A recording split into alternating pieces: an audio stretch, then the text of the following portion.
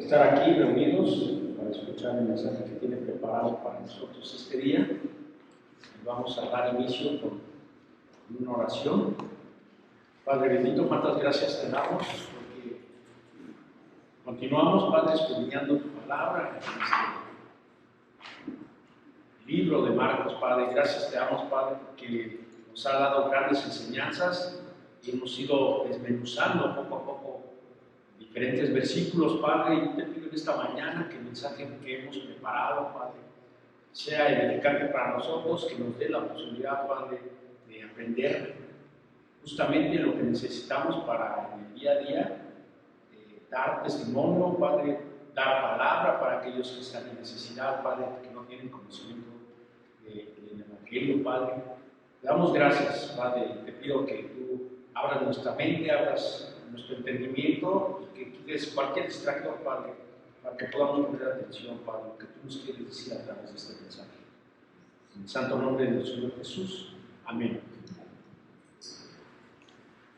Y pues ya dimos lectura al texto de mis hermanos, Marcos 12, 35, 37. Y bueno, continuamos nuestros mensajes basados en este libro. Y en los versículos anteriores pudimos observar que de forma reiterada querían provocar que Jesús cayera en las trampas que le estaban poniendo y también que les diera una respuesta errada, una respuesta equivocada de diferentes cuestionamientos que se les ocurrían a estos personajes, ¿verdad? Hablamos sobre la ignorancia, me tocó de la ignorancia bíblica y de la resurrección. Y en el mensaje pasado que nos compartió nuestro hermano Jorge, le pregunta a Jesús sobre el primer mandamiento, y yo diría, como dice el dicho popular mexicano, le vino como anillo al dedo, justamente porque ya que con la gran sabiduría que cuenta Jesús, que constó sin dejar nada a la duda. Vimos muchos textos relacionados con este tema. Nuestro hermano nos dio bastantes textos relacionados con esta situación para que quedara muy claro la forma correcta de amar a Dios con todo tu corazón, con toda tu alma, con toda tu mente y con todas tus fuerzas. Lo anterior derivó en algo positivo porque ya no le siguieron cuestionando, al menos en ese momento. Mi hermano Jorge y su servidor hemos mencionado que nos encontramos en la última semana del ministerio de Cristo en la tierra. Durante este tiempo el Señor estuvo desvelando algunos aspectos importantes acerca de cómo sería establecido su reino, así como su naturaleza. Veamos un pequeño resumen de lo que hemos considerado hasta aquí. Vimos en Marcos 11, 1 al 11, la entrada de Jesús en Jerusalén.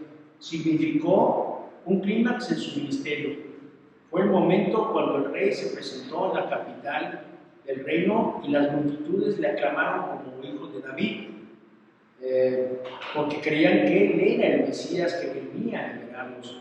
Sin embargo, después de que entrara en la ciudad, fue al templo, pero no se quedó allí, sino que inmediatamente salió y pasó la noche fuera de Jerusalén.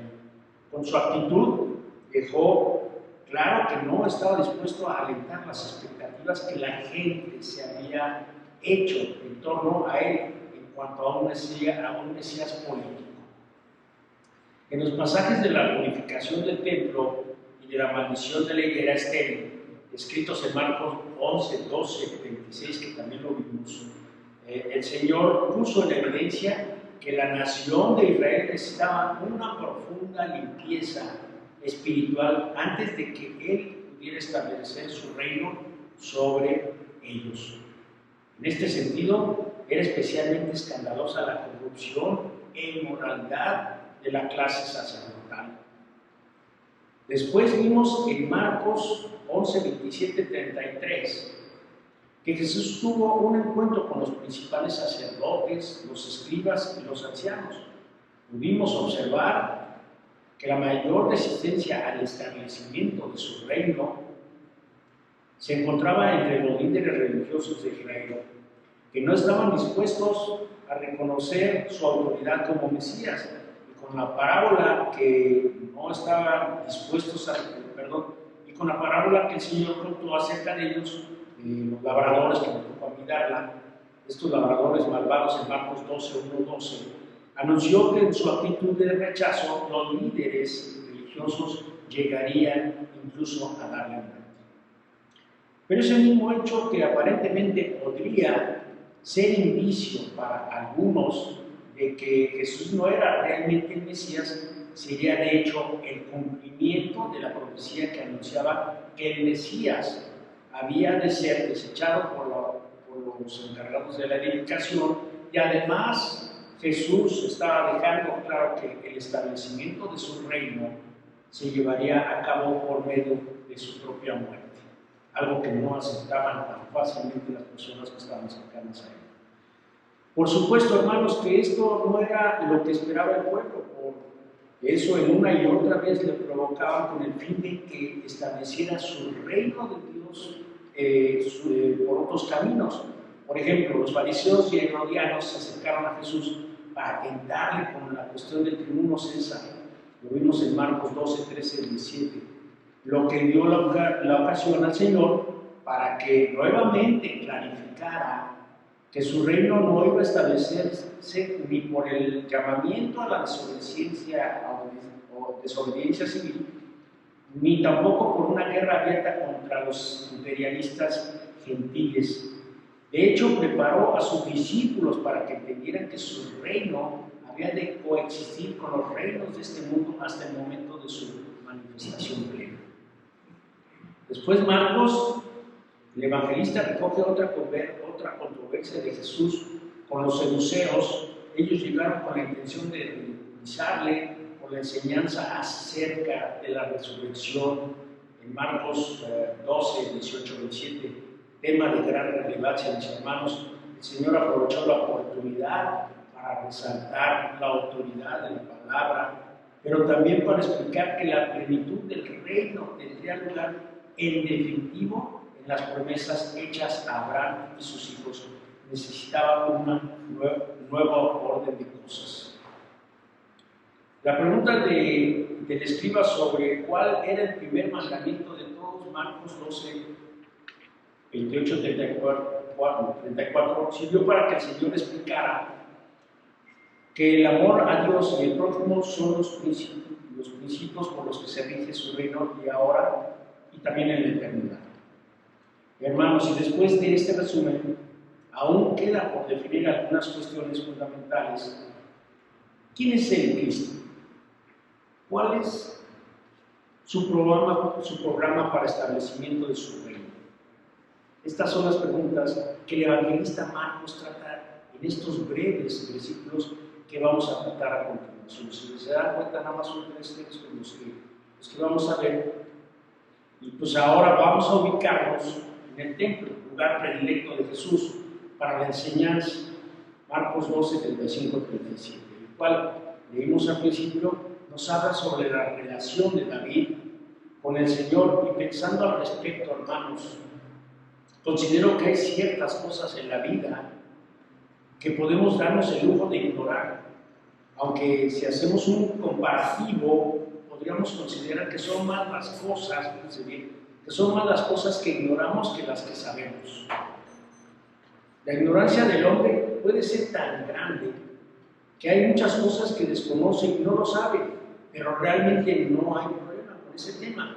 Se puede vivir la vida ignorando muchas cosas, pero hay cosas que de ninguna manera podemos pasar por alto e ignorar.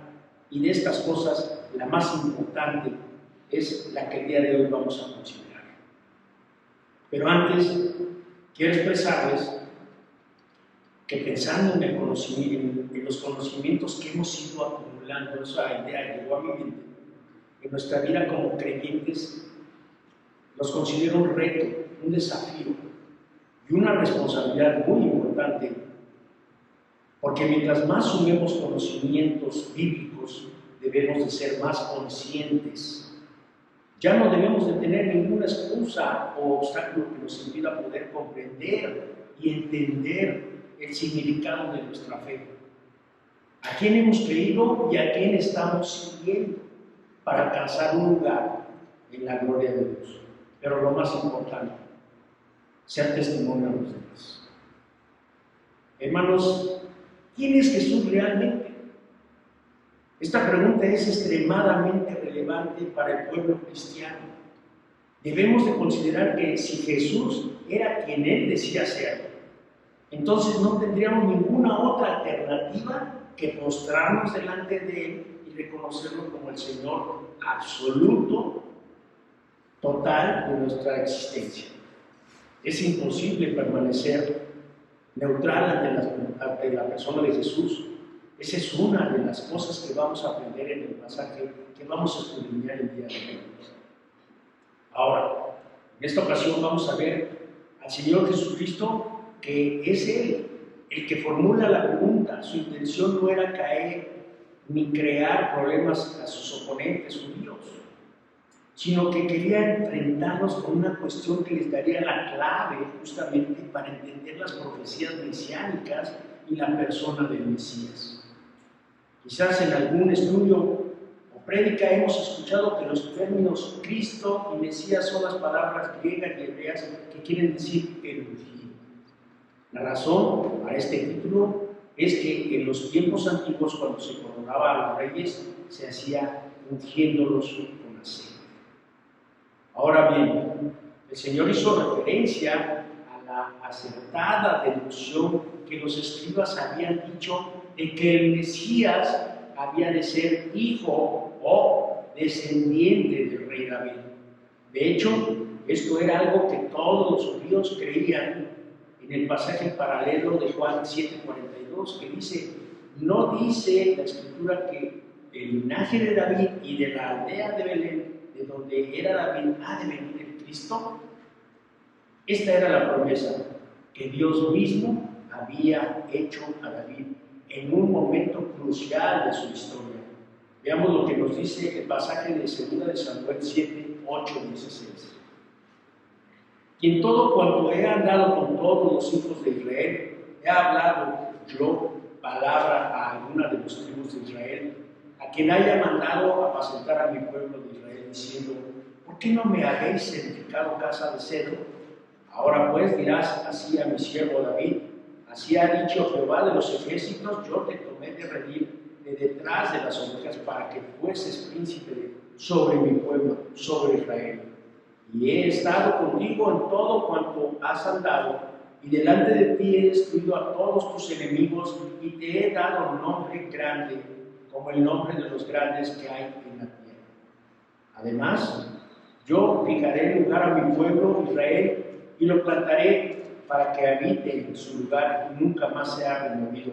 Y los inicuos le aflijan más, porque, como al principio, desde el día en que puse jueces sobre mi pueblo Israel, y a ti daré descanso de todos sus enemigos. Así mismo Jehová te hace saber que Él te hará casa. Y cuando tus días sean cumplidos y duermas con tus padres, yo levantaré después ante ti a uno de tu linaje, el cual perecerá de tus entrañas, afirmaré su reino. Él edificará casa a mi nombre, y yo afirmaré para siempre el trono de su reino. Yo le seré a él padre, y él me será a mi hijo. Y si él hiciere mal, yo te castigaré con vara de hombre y con azotes de hijos de hombres. Pero mi misericordia no se apartará de él, como la apartaré de Saúl, el cual quité de delante de ti, y será afirmar tu casa y tu reino para siempre delante de tu rostro, y tu trono será estable eternamente. Es muy interesante ver el contexto en que Dios hizo estas promesas a David por medio del profeta Natán. En aquella ocasión David había manifestado su deseo de edificar una casa a Jehová, y aunque el profeta le dio su plena aprobación, Dios le mandó de vuelta al rey, justo como lo vimos, para explicarle que iba a hacer a Dios mismo quien le iba a levantar una casa a David, y también le daría un hijo que se le sentaría en su trono eternamente. Por supuesto, la historia ha dejado constancia de que Dios tuvo que castigar a los descendientes de David hasta el punto de que en los tiempos de Jesús no había ninguno de ellos ocupando el trono de Israel. Pero la promesa de Dios sigue vigente, esperando su cumplimiento. Mis hermanos, ahora bien, en estas circunstancias, con una larga historia de fracasos, era muy difícil pensar en quién podría ser este hijo de David, que llegaría a sentarse en el trono, pero lo que resultaba imposible de imaginar era cómo un simple hombre podría llegar a gobernar eternamente sobre estas cuestiones. Son sobre las que Jesús estaba llamando la atención de los judíos. Pero a todo lo anterior debemos añadir otro detalle muy significativo, y es el hecho de que Jesús nunca había puesto objeciones cuando en diferentes ocasiones la gente le había llamado por el título Hijo de David. Ese fue el caso del ciego Bartimeo en Jericó, que lo vimos, como lo vimos en Marcos 10:47, o de las multitudes cuando Jesús llegó a Jerusalén en Marcos 11:10. ¿Era Jesús el hijo de David, al que los judíos esperaban? Por supuesto que sí, y por eso nunca los corrigió cuando se referían a él de esa forma. Pero el problema es que las multitudes interpretaban este título con ideas muy terrenales y con una fuerte carga política y nacionalista. Esto era lo que Jesús se proponía aclarar a la luz de las Escrituras. Y bueno, mis hermanos, nuevamente, como lo ha venido haciendo el Señor, hizo uso una vez más del Antiguo Testamento. En esta ocasión citó el Salmo 110:1 e hizo importantes afirmaciones. Una, que el Salmo había sido escrito por David, y dos, que había sido inspirado por el Espíritu Santo. Observemos cómo lo dice: porque él mismo, David, dijo por el Espíritu Santo. Sin duda, este es un versículo muy importante en cuanto a la doble autoría de la Biblia, la humana y la divina. El Salmo comenzaba con una invitación a sentarse en el trono. Jehová dijo a mi Señor: siéntate a mi diestra. Ahora bien, ¿quién hacía la invitación y a quién se dirigía la invitación para empezar en el Salmo? Está claro que quien hacía la invitación era Jehová. Y el Señor Jesús confirmó lo que por otro lado era evidente, que a quien se invitaba a sentarse en el trono era justamente a Mesías. Ahora bien, mis hermanos, como ya hemos mencionado, este Mesías había de ser un hijo de David, y es aquí donde surge la pregunta de Jesús: ¿cómo David le llama Señor si es su hijo? Para entender esto debemos recordar que ningún padre oriental, y mucho menos un monarca, llamaría jamás Señor a uno de sus propios hijos.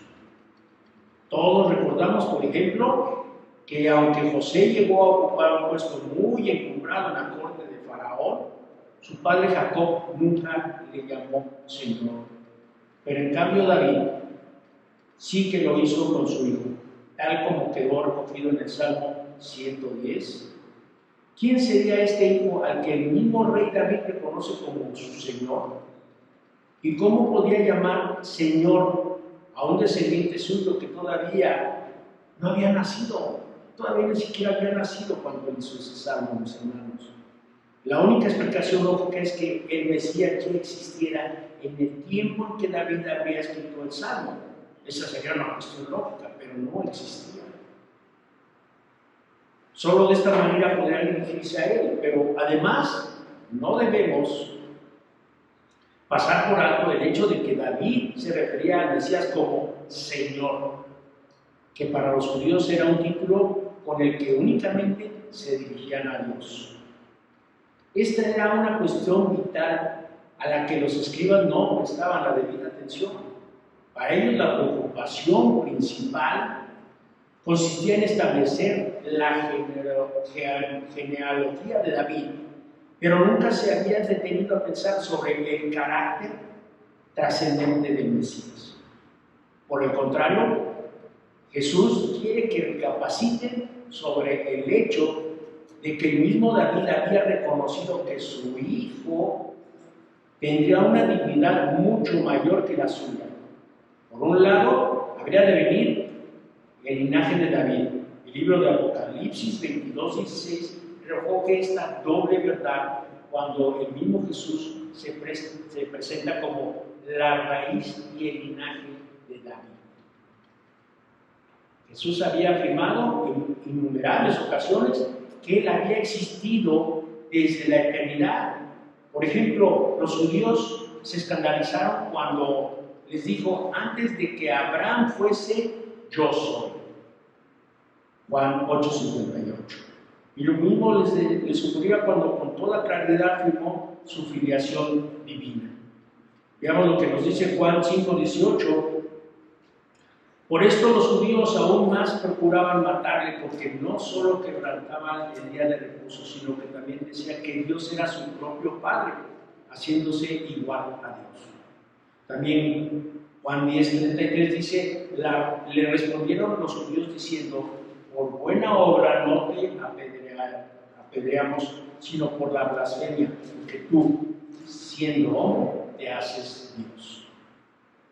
Pero en cierto sentido podemos entender su relación. Ellos habían sido educados en el estricto monoteísmo del Antiguo Testamento, y las declaraciones de Jesús parecían que rompía ese principio sagrado, y a muchos les ocurría lo mismo cuando escuchan hablar de la Trinidad. Pero la idea de un Dios en varias personas ya estaba presente en la Escritura, y el Salmo 110 es un claro ejemplo de ello.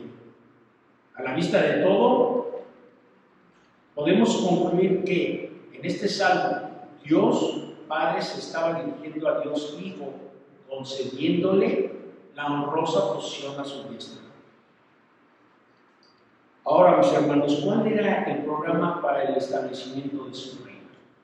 Porque el Salmo no solo trataba sobre la naturaleza divina del Mesías, también adelantaba cuál iba a ser la planeación para el establecimiento de su reino. La expresión "siéntate a mi diestra" es indicativa del incomparable honor y dignidad que Dios concede a su individuo, porque simple criatura podría ser invitada a compartir semejante posición de igual con Dios. ¿Quién podría tener esa posibilidad? Quedaba claro que, aunque David había sido un gran rey, la invitación a sentarse a la diestra de Dios no se dirigió a él. En su primer discurso de la era cristiana, el apóstol Pedro explicó este pasaje diciendo que David no había ascendido personalmente al cielo para compartir el trono de Dios. La invitación se dirigía a su hijo, y según explicó Pedro, encontró su pleno cumplimiento en Jesús cuando resucitó y ascendió al cielo. Vamos a ver el pasaje que habla al respecto en Hechos 2:34-36. Porque David no subió a los cielos, pero él mismo dijo el Señor a mi Señor: siéntate a mi diestra, hasta que ponga a tus enemigos por estrado de los pies. Sepa pues, ciertísimamente toda la casa de Israel, que a este Jesús a quien vosotros crucificasteis, Dios le ha hecho Señor y Cristo. Por supuesto, Jesús no se convirtió en Señor y en Cristo en el momento de su ascensión, porque Él siempre fue ambas cosas. Lo que Dios estaba haciendo por medio de su salvación era manifestar que Jesús poseía esos dos atributos, y por lo tanto le otorgó la posición en el universo que es coherente con su dignidad. Pero al mismo tiempo, la invitación a sentarse en el trono implicaba necesariamente que se había pasado un tiempo en que el Mesías no había estado sentado a la diestra. Y sabemos que Dios estuvo en ese lugar cuando el Hijo vino al mundo, que no estuvo en ese lugar cuando el Hijo vino al mundo para salvar a los pecadores. Él mismo lo explicó en Juan 16:28, que dice: salí del Padre y he venido al mundo. Otra vez dejo el mundo y voy al Padre. O sea, bajó y volvió a subir. Hermanos, desde que Jesús ascendió al cielo, muchos se han preguntado, ¿dónde está su reino?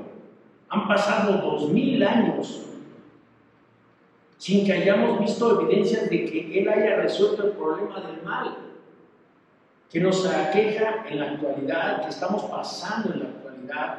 De hecho, el siglo pasado ha sido testigo de las purgas de Stalin, del holocausto, de los campos de exterminio nazi, de los campos de exterminio camboyanos y de cientos de atrocidades que jamás podríamos haber imaginado ni remotamente, mis hermanos, porque nosotros, gracias a Dios, tenemos la posibilidad de poder entrar a la historia simplemente con entrar a Google y preguntar de diferentes temas, mis hermanos.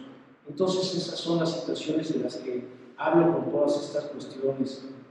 Así es que ante estos hechos cabe preguntar si resulta creíble que Jesús sea Señor y Cristo o que realmente exista un reino. Pero una vez más el Salmo 110 tiene una respuesta.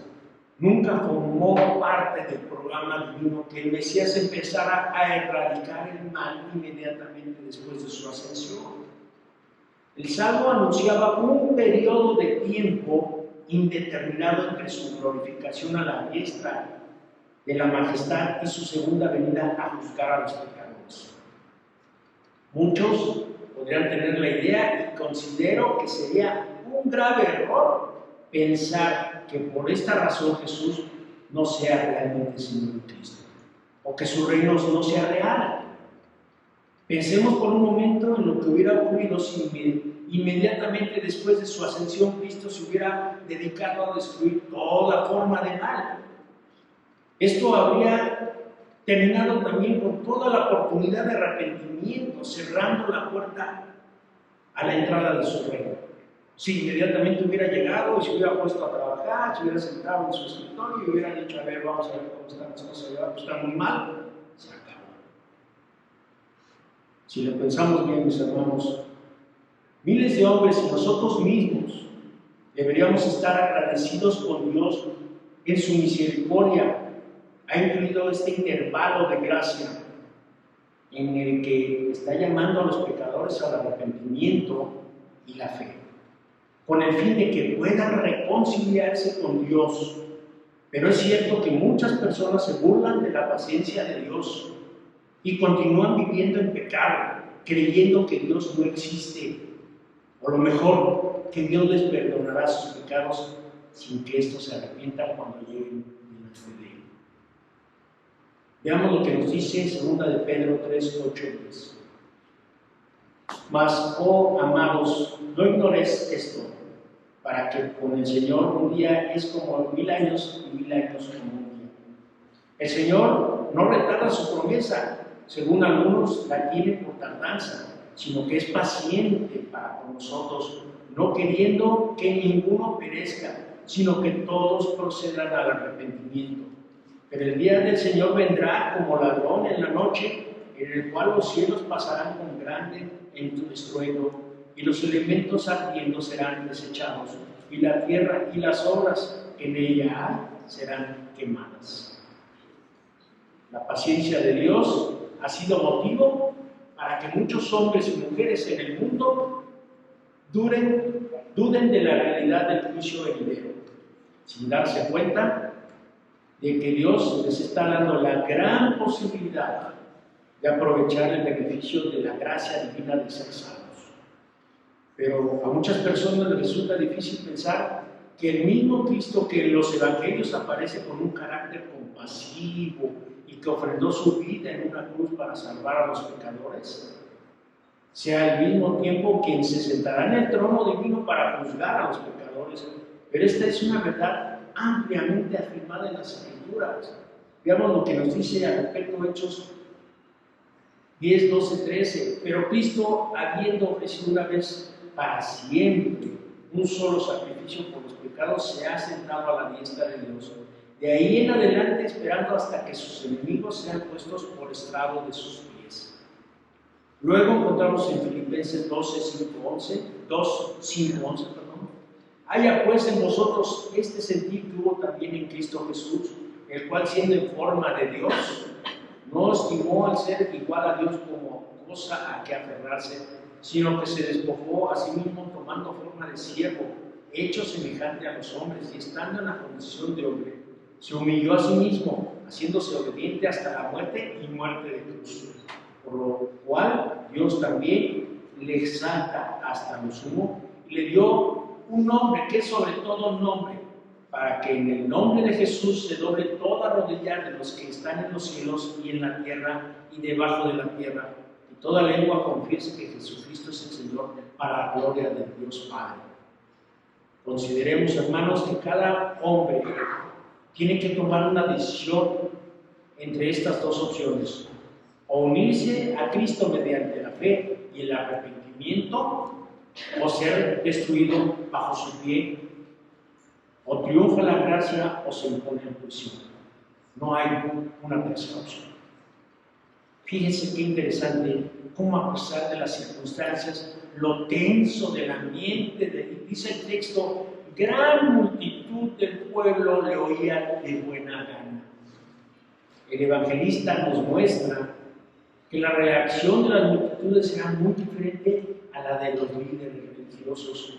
Esto había sido así desde el comienzo del ministerio público de Jesús. La razón era que los escribas no transmitían la verdad de las Escrituras como el Señor lo hacía. Además, cuando Cristo hablaba del proyecto divino para el establecimiento de su reino, todo encajaba perfectamente. Había una coherencia innegable. Pero no debemos de pensar que los líderes religiosos no escuchaban. También Jesús, por supuesto que lo hacían. De hecho, cuando el sumo sacerdote interrogó a Jesús, no solo le preguntó si él era el Cristo, también añadió el Hijo de Dios. Es evidente que ellos habían llegado a entender la explicación que Jesús había hecho de que el Cristo tenía naturaleza divina. Y notemos que en su contestación el Señor utilizó también el mismo Salmo 110 para afirmar que efectivamente Él era el Cristo. Esta fue la razón por la que el sumo sacerdote le condenó a la muerte. Dice en Mateo 26, 63, 64, mas Jesús callaba. Entonces el sumo sacerdote le dijo: te conjuro por el Dios viviente que no digas si eres tú el Cristo, el Hijo de Dios. Jesús le dijo: tú lo has dicho, y además os digo que desde ahora veréis al Hijo del Hombre sentado a la diestra del poder de Dios y viniendo en las nubes del cielo. Consideremos estas preguntas, mis hermanos. ¿Alguien debe venir o alguien ya llegó a nuestras vidas como Mesías? ¿Estamos esperando aún? ¿Deseamos que Dios haga valer su mano derecha y saque de raíz el mal del mundo? Hermanos, Jesús vino a la tierra como servidor de todos. Es un rey humilde, sencillo, lejos de la opulencia, del dinero, de las riquezas. Es un Dios de paz, que nos hace hermanos entre nosotros. Es un Dios que tiene el mensaje personal para cada uno y que vive en el corazón, porque nos plantó un gen de eternidad que todos tenemos la posibilidad de hacer germinar, para que nos provoque buscar intensamente la verdad, la felicidad, el rincón en la conciencia donde entra uno solo, donde le podemos ver. Aquí no vamos a entrar en compañía de nadie, ni juntos, si yo me quiero salvar con otro o él me quiere salvar. Las situaciones personales, hermanos. Hablar y escucharle. Este Dios que parece lejano e indiferente para muchos, es un Dios que vive en el corazón de los creyentes. ¿Qué esperamos de Jesús? Un Dios poderoso y fuerte. Un Dios paciente y sereno. Un Dios justo. Un Dios misericordioso. Un Dios que espera el error para perdonarnos. Un Dios compasivo que padece con nosotros. Un Dios que, aunque en ocasiones nos olvidamos de Él, Él pasa por alto este olvido y permanece con nosotros. Oremos. Padre bendito, cuántas gracias te damos, porque sabemos que eres un Dios poderoso que te puedes manifestar de diferentes formas, Padre. Lo hiciste a través de nuestro Señor Jesús cuando vino a la tierra. Que Él ascendió nuevamente, que está expectante, Padre, esperando que nosotros tomemos conciencia de nuestros actos, que vengamos al arrepentimiento, que seamos transformados, Padre, y que, Padre, sigamos trabajando en todo. Que tú utilices nuestras vidas para que nosotros podamos ser testimonio a los demás, Padre. Que seamos sal y luz en el mundo, Padre. Gracias te damos por este mensaje, Padre, porque nos deja, Padre, una gran responsabilidad con tus hijos. Pedimos, Padre, que sea de utilidad en nuestras vidas, en cada una de nuestras actividades, en nuestras diferentes experiencias de vida. Gracias te damos en el precioso nombre de nuestro Señor Jesús. Amén. Amén. Dios les bendiga.